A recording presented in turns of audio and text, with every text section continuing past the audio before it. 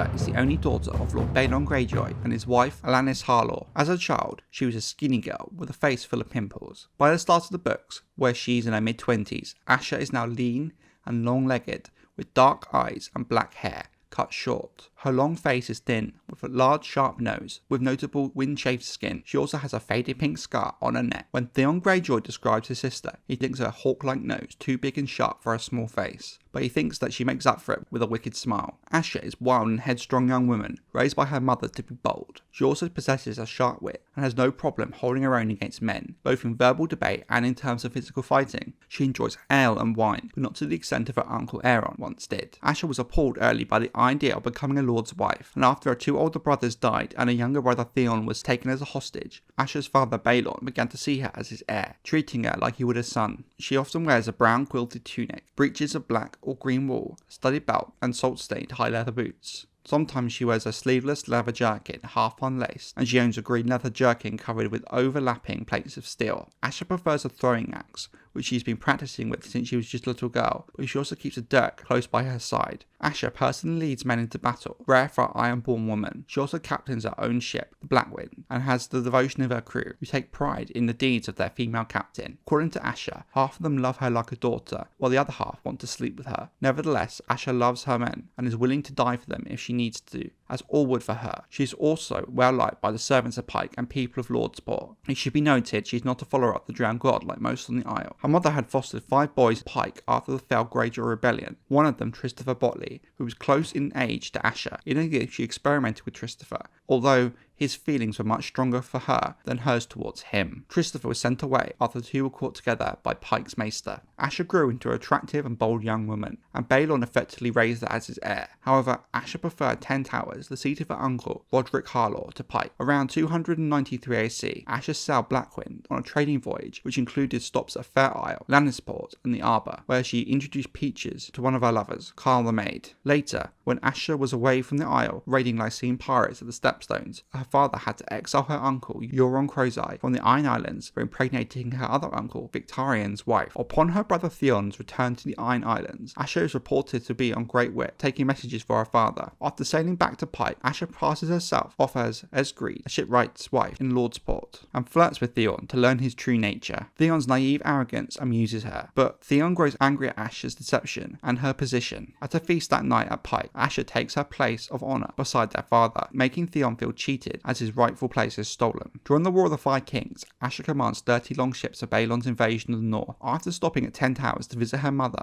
Asha leads to taking a Deepwood Motte. After the capture of Winterfell, Theon sends Stag to request reinforcements from Asha. She travels through the Wolfwood to visit Theon at Winterfell, but she refuses to stay and help him defend the castle, since it's too far inland. She tells Theon that the Ironborn's strength is in their power at sea, but they can't do battle in open combat. The 10 men left by Asha eventually abandon Theon prior to the battle at Winterfell. It's around this time Balon falls to his death at Pike. Asha's uncle Aeron Greyjoy is outraged at the prospect of a woman ruling the Ironborn, or of his brother Euron Greyjoy claiming the throne. The priest calls for a Kingsmoot on Old Wick. Asha returns to the Isles to claim the Seastone chair, bringing with her the captive lady Sibyl Glover and her children. At 10 Towers, Asha informs her uncle Lord Roderick Harlaw that she searched for Theon after Winterfell was sacked, which was unable to identify his body. Most of her support comes from House Harlaw, the house of her mother. Asha is also supported by Christopher Botley, whose marriage proposal she refuses. Lord Baelor Blacktide, Lord Meldred Merlin, and Harmon Sharp also support her. Roderick offers to name Asha his heir to 10 Towers, though not to become head of his house. She refuses, desiring instead the throne of her father.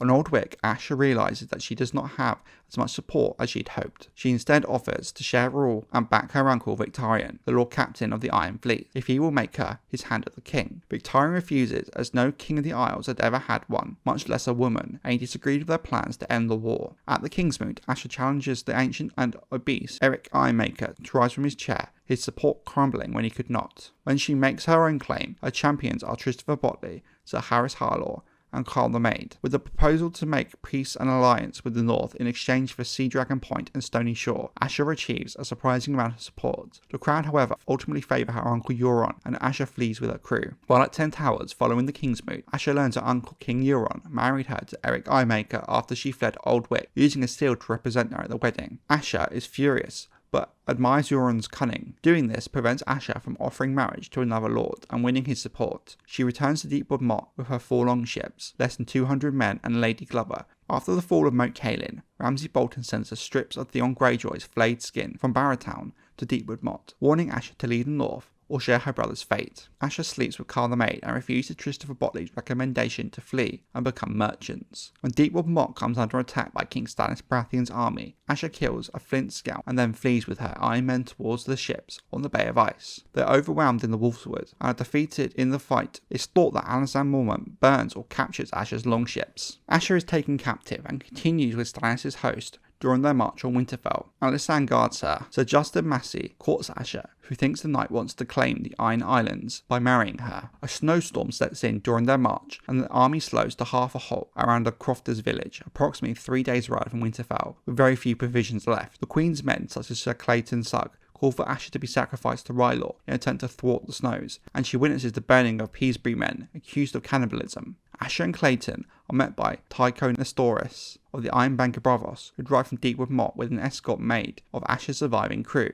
With them are Arya Stark, or really Jane Paul, and Theon, who've escaped from Ramsey at Winterfell, but Asha barely recognises her tortured and maimed brother. She's distressed when she sees what Ramsey Bolton did to her brother. She offers Stannis a ransom for her brother, which he refuses, as his northern allies would abandon him if he accepted. While the Queen's men want Stannis to burn Theon for what he allegedly did to Bran and Rickon Stark after the capture of Winterfell, Asha urges the king to behead Theon personally before Hartree, as Lord Eddard Stark would have wanted. Now, something that's always confused me about the show is their choice to change Asha's name to Yara. From interviews with George, it appears that they did this to cause no confusion between Asha and Orsha the Wildling. However, for me, I don't think the names are similar enough to warrant the change, and just causes confusion when talking about the character. Yara in the show shares a lot of the basic characteristics of Asha.